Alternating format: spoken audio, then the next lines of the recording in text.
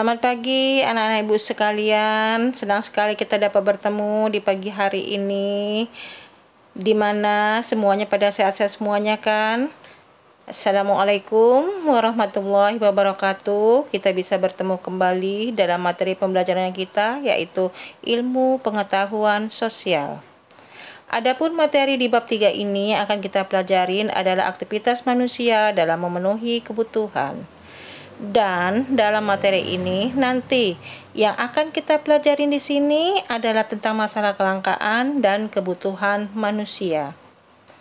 Adapun tujuan pembelajaran di sini nanti siswa yang pertama dapat menjelaskan kelangkaan sebagai permasalahan ekonomi manusia.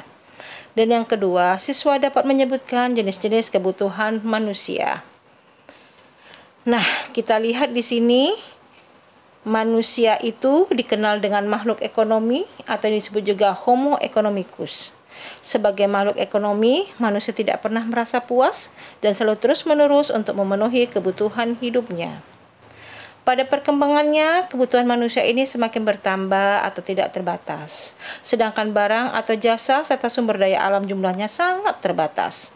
Potensi sumber daya alam setiap daerah berbeda sehingga mengakibatkan terjadinya interaksi antar daerah. Hal inilah yang nantinya akan mengakibatkan terjadinya kelangkaan. Apa sih kelangkaan itu? Kelangkaan adalah suatu keadaan di mana terjadi keseimbangan antara kebutuhan manusia yang banyak sementara barang dan sumber daya jumlahnya sangat terbatas. Kelangkaan ini sebagai permasalahan dalam ekonomi. Kita lihat di sini kebutuhan manusia itu tidak terbatas, sementara barang dan jasa itu jumlahnya terbatas. Jadi kelangkaan itu ketidakseimbangan antara kebutuhan dan ketidaksediaan alat pemuas kebutuhan. Kita lihat di sini sebab-sebab terjadinya kelangkaan. Yang pertama, jumlahnya sangat terbatas. Yang kedua, sukar untuk memperoleh sumber daya. Yang ketiga, banyak yang membutuhkan. Yang keempat, faktor geografis penyebaran sumber daya. Adapun usaha untuk mengatasi kelangkaan, yang pertama, kita akan menyusun skala prioritas. Skala prioritas di sini diperlukan untuk menentukan urutan kebutuhan dari yang terpenting sampai dengan yang kurang penting. Yang kedua, menghemat penggunaan sumber daya alam. Yang ketiga, memelihara dan melestarikan sumber daya alam dengan baik. Adapun ciri-ciri kelangkaan ekonomi itu, yang pertama, tidak adanya sumber daya yang cukup atau barang dan jasa terbatas. Yang kedua, kebutuhan atau keinginan manusia juga itu tidak terbatas. Kita lihat perbedaan antara kebutuhan dan keinginan.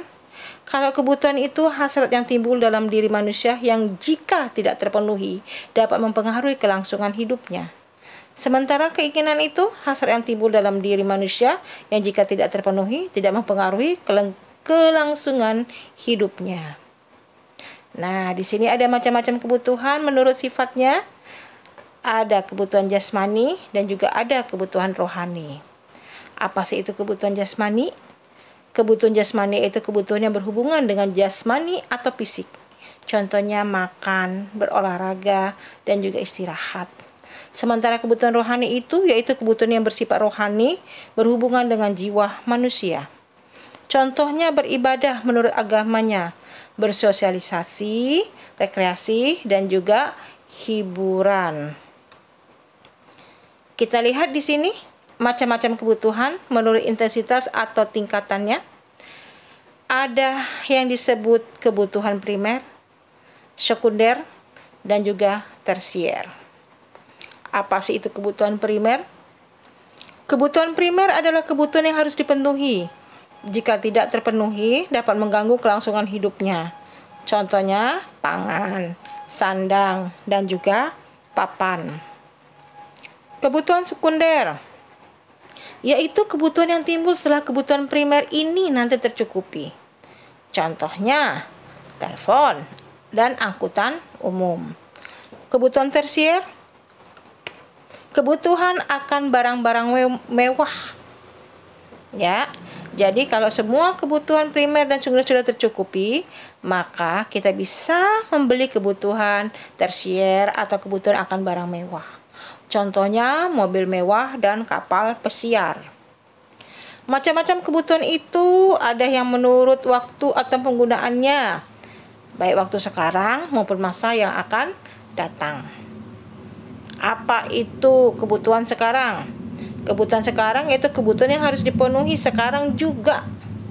Contohnya, orang sakit pasti butuh obat. Jadi obat itu sangat berguna bagi orang yang sakit.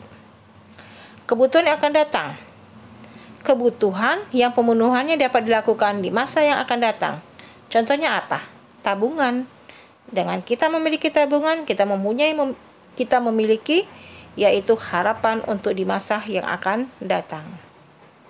Macam-macam kebutuhan menurut subjek yang merasakannya itu ada individual atau juga kelompok. Nah, sekarang apa yang disebut juga dengan kebutuhan individu? Yaitu kebutuhan perseorangan atau individu.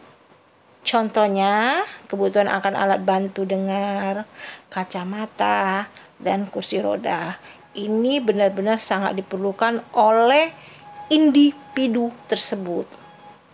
Kemudian kebutuhan kolektif atau juga yang dikatakan kebutuhan kelompok, yaitu kebutuhan bersama dalam suatu masyarakat dan dimanfaatkan untuk kepentingan bersama. Contohnya, kebutuhan akan jalan raya, rumah sakit, sekolah. Nah, ini kebutuhan yang bersama ini semua orang pasti akan membutuhkannya.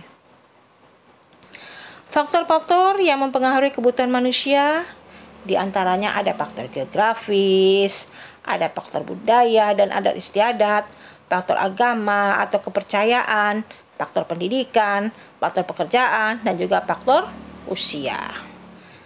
Terima kasih kalian sudah menyimak video dari Ibu. Nanti kita akan lanjutin lagi dengan materi kita yang selanjutnya. Thank you. Sampai ketemu lagi dalam materi selanjutnya. Wabillahi taufiq wal hidayah. Wassalamualaikum warahmatullahi wabarakatuh.